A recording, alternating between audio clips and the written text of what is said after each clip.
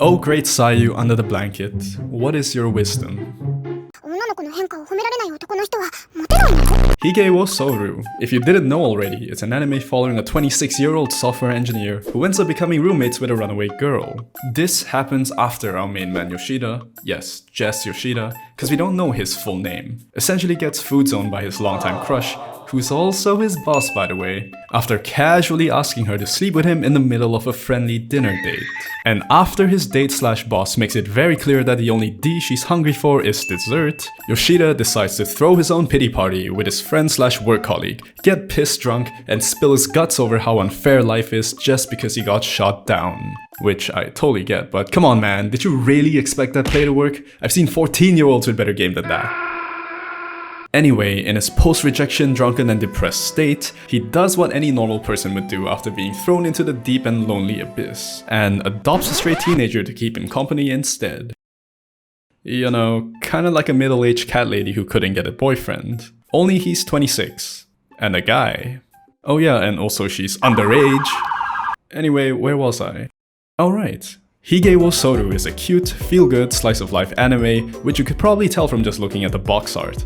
But it's not just a cute, feel-good slice-of-life anime, it's got a lot of depth to it and touches on some pretty dark themes. On the surface, it gives off, to me at least, some Goblin Slayer-esque vibes. Not in the sense that it's an isekai set in a fantasy world centered around slaying goblins, but more that it blasts you with edgy adult content at the very beginning of the series to get your attention, and then just slowly transitions into becoming just another run-of-the-mill 6 out of $10 store anime.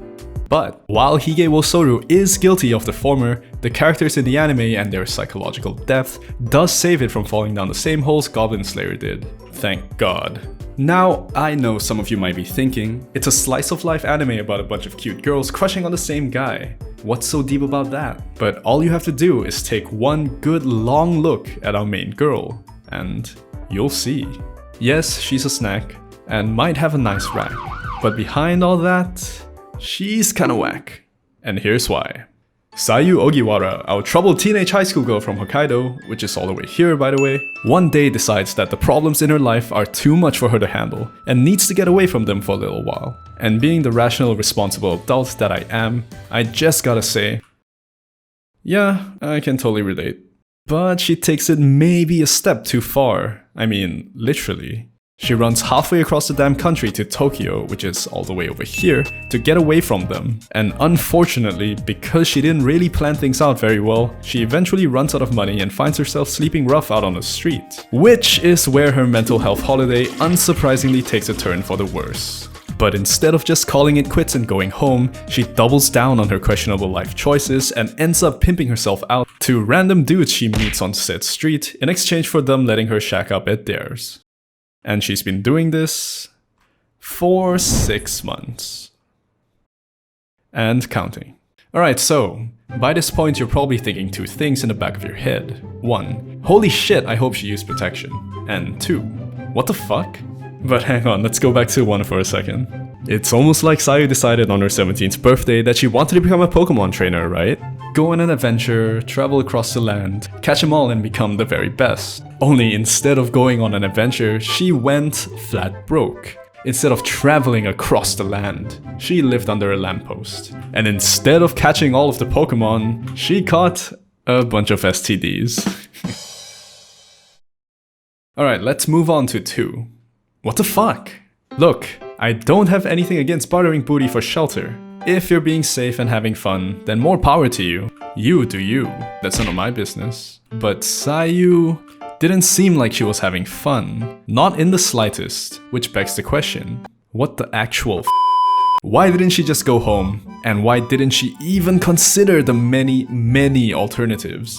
Why did she jump straight into the worst possible solution for her financial struggles right off the bat? That's like getting a scratch on your pinky toe and decided, oh well, I guess I'll cut off the whole damn leg. I always wanted to be a pirate anyway. Come on, Sayu. At this point, I do hope you're gonna re-evaluate your life choices a little here. You could have slept on a bench or something, I don't know. Or maybe gone to a homeless shelter. That's what they're there for after all. Or you know, you could have gotten a job and rented out your own place just like everybody else on the damn planet. And before you say, Oh no, Tokyo is too expensive and she has no qualifications. I mean, there's no way she can afford to rent out her own place. Remember that she doesn't really need a 5-star hotel here. There are plenty of cheaper options if one is willing to get a little dirty. No wait, Sayu, I didn't mean. Consider this. Tokyo has a minimum wage of 985 yen per hour. If Sayu got a part-time job and worked on average 25 hours a week, or 5 hours a day, which is pretty reasonable, we find out that she could have been making slightly under 5,000 yen a day. And while this less than reliable source of income probably won't qualify her for her own apartment, she could, for example, have comfortably lived out her days in an internet cafe, where rates can go as low as 2,400 yen for 24 hours. What? I'm not kidding here. Being an internet cafe refugee is a real thing. A surprising amount of people do it in Japan. So much so that some internet cafes have even expanded their services to even include showers, specifically for this demographic of customer. Doing this would have left Sayu with about 2,600 yen a day extra for food, laundry, and any other expenditures a homeless teenage girl might need. And while this isn't luxury living by any stretch of the imagination, it's still pretty feasible at the very least. But instead of sacking up and taking charge, Sayu chose to take the sack and live large. And this is just the tip of the iceberg, guys.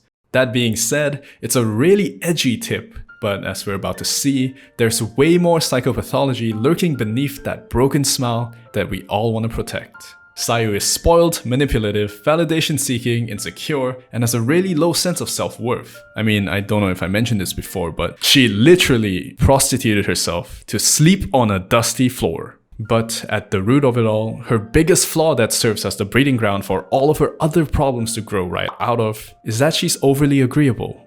An overly agreeable person doesn't like conflict. They tend to just agree and go along with what everyone else decides, never really standing up for themselves because they're too afraid of starting a fight. And in Sayu's case, she's so afraid of confronting her problems head on that she ran halfway across the country trying to keep them at arm's length. Her overly agreeable nature is also the main reason why she appears so selfless to Yoshida all the time, constantly trying to please and making a blatant effort not to step on his toes. Because the last thing she wants is bad karma with her landlord when she's getting to stay rent-free, am I right? Now, while this kind of behavior seems fairly benign for the most part, it's also what makes Sayu never stand up for herself or assert her will to get what she wants, choosing instead to bite the bullet every single time. But hey, it's not like the rest of the cast are shining beacons of mental health either. There's Stalker Mishima, Manipulative Goto, Neglected Asami, Sociopathic Yaguchi, and of course, White Knight Yoshida. Let's talk about him for a bit. Look, you gotta admit, Yoshida is a pretty cool dude. He's the only guy that we know of that had the mental fortitude to turn down Sayu's feminine charms, and instead chose to help her out pro bono. Only in this case it was more like, no bono.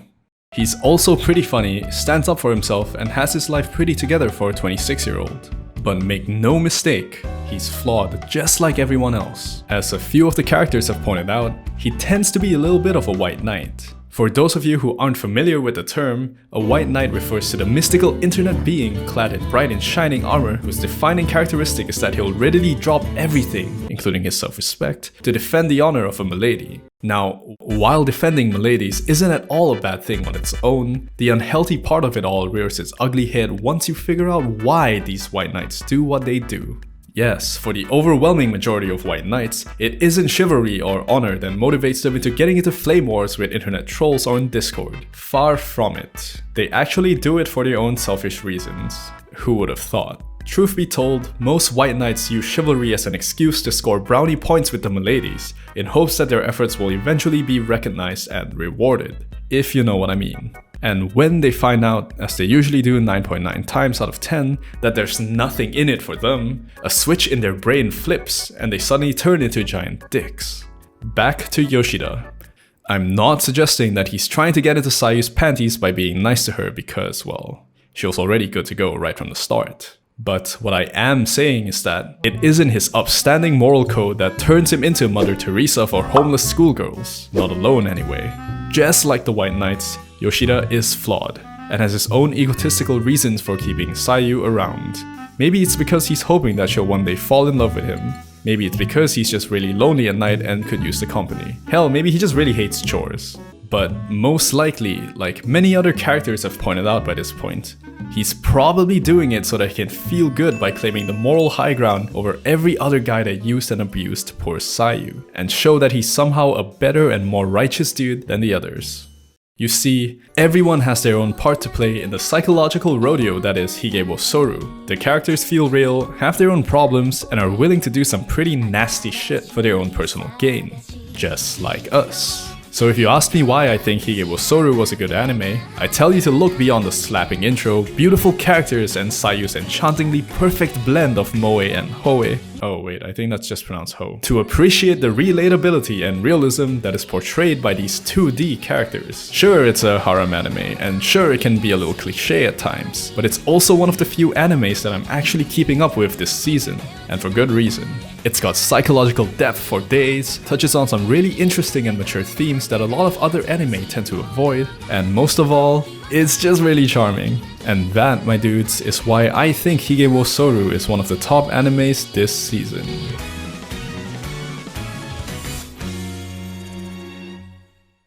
And the anime titties are nice too.